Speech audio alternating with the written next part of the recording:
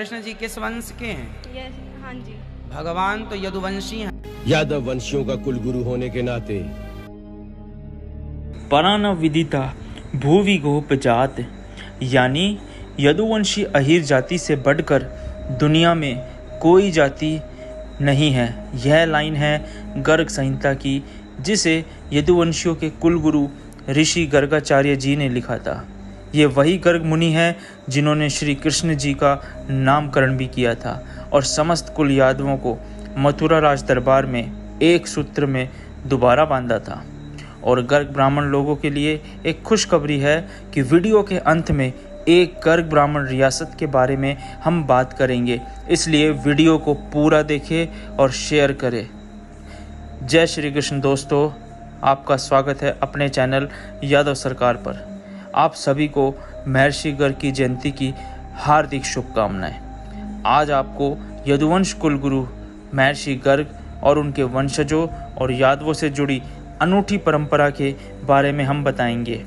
सबसे पहले हम गुजरात और राजस्थान से श्री यदुवंश कुलगुरु गर्ग ब्राह्मण व यदुवंशी एकता परिषद के संस्थापक भारद्वाज नंदगिरी गर्ग महाराज का धन्यवाद करते हैं। और साथियों, डिस्क्रिप्शन में इनके पेज का लिंक दे दिया है, उस पर जाकर आप जरूर इनको फॉलो करें। साथ ही इस पीठ के यादव संयोजक यूपी से चौधरी सुधीर सिंह यादव, गुजरात से जगमल भाई अहीर, बुंदेलखंड से ठाकुर प्रताप दाऊ, बिहार से राय समीर सिंह कृष्णोद आदि का भी मैं धन्यवाद करता हूं, जिन्होंने कलयुग में इस महान परंपरा को दोबारा जीवित किया। श्री बागेश्वर धाम के धीरेन्द्र कुमार शास्त्री व श्री कृष्ण परम भक्त देवकी नंदन ठाकुर जी को आपने जरूर सुना होगा। यह सब गर्गवंशी ब्राह्मण हैं। आइए थोड़ा महर्षि गर्गाचार्य जी के बारे में जानते हैं। पौराणिक मान्यताओं के अनुसार भगवान विष्णु जी के नाभि से ब्रह्मा उत्पन्न हुए। ब्रह्मा ऋषि के पुत्र अंगिरा ऋषि के वंश में ही आगे चलकर गर्ग मुनि जी का जन्म हुआ था, जिन्होंने अपने महान कार्यों के कारण ऋषियों में श्रेष्ठ गर्गाचार्य कहलाए। भगवान शिव और माता पार्वती का विवाह भी गर्ग मुनि ने ही संपन्न करवाया था। इनके द्वारा अनेक कार्य किए गए, जिनमें से एक था गर्ग संहिता की रचना, जिसमें इन्होंने श्री कृष्ण, यदुवंश और महाभारत का भी उल्लेख किया है। श्री कृष्ण और बलराम का नामकरण भी गर्ग ब्राह्मण ने किया था। श्री कृष्ण जी के जन्म की खुशी पर इन्होंने 7 दिन तक गोकुल में यज्ञ किया था। पहले गर्ग मुनि सिर्फ शूरसेनी यानी वृष्णि वंश के यादवों के कुलगुरु थे, परंतु इन्होंने सभी यादवों के एक सूत्र में बांधने, सभी शाखा और वंश के यादव सरदारों को एक करने महाराज उग्रसेन के शासन में महाभारत कालीन यादव महासभा का आयोजन करवाया था। बाद में श्री कृष्ण जी ने द्वारका नगरी बसाई तो इन्होंने समस्त यदुवंश को कुलगुरु और अपना राजगुरु बनाया था। वर्तमान में गर्ग ब्राह्मण राजस्थान, गुजरात के साथ साथ कम संख्या में मध्य प्रदेश, उत्तर प्रदेश और बिहार के कुछ भाग में मिलते हैं। गर्ग, गार्गी, गिरी, शुक्ला, कृष्ण गौड़, गुरुवाल आदि इनकी उपाधि है। गर्ग ब्राह्मण बस यादवों के ही कुलगुरु बनते हैं।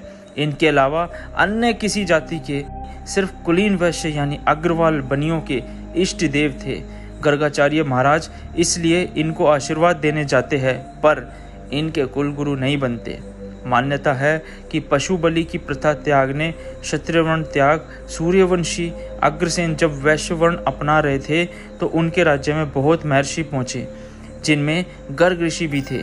महर्षि गर्ग ने अग्रसेन को आशीर्वाद दिया तथा राज्य सुख और वैभव प्राप्त करने के लिए गो सेवा और गो रक्षा करने का आदेश दिया। गर्ग ब्राह्मण अपने नियम और परंपरा के पक्के हैं।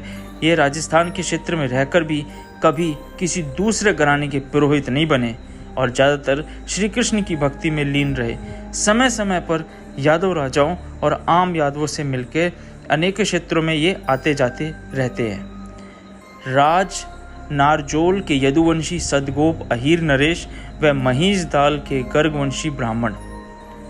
हम में से आप सबको पता है, बंगाल के मिदनापुर और उसके आसपास के क्षेत्र को गोप भूम कहा जाता है, जहां अहीर राजाओं का एक शस्त्र शासन रहा करता था। मिदनापुर क्षेत्रों में यादव के राज नरजोल घराने के अंदर में था महिषदाल जागीर, जिसकी स्थापना उपाध्याय ब्राह्मणों में की थी। बाद में राज नरजोल के ही यदुवंशी राजाओं के कहने पर महिषदाल जागीर के निसंतान राजा ने अपने मातृपक्ष से रिश्ते में गर्ग ब्राह्मण को गद्दी पर गोद लिया था। राज नरजोल के यादव राजाओं और महिषदाल के गर्ग ब्राह्मण जागीरदारों में घनिष्ठ मित्रता थी। वह दोनों साथ में शिकार पर जाते थे। किसी तीर्थ पर जाना हो या कहीं पर जाना हो, दोनों हमेशा साथ जाते थे। राजा सती प्रसाद गर्ग बहादुर व राजा ईश्वर प्रसाद गर्ग इस घराने के प्रसिद्ध राजा हुए थे।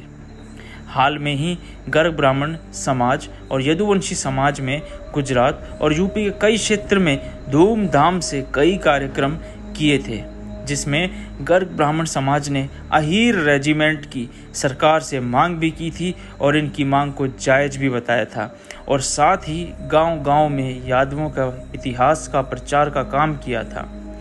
यादव सरकार टीम की तरफ से सभी गर्ग ब्राह्मण व यदुवंशियों को हार्दिक शुभकामनाएं। आशा है भविष्य में भी ऐसे ही एकता बनी रहेगी। जय श्री कृष्ण साथियों, जय ऋषि गर्ग, जय यदुवंश, जय सनातन धर्म।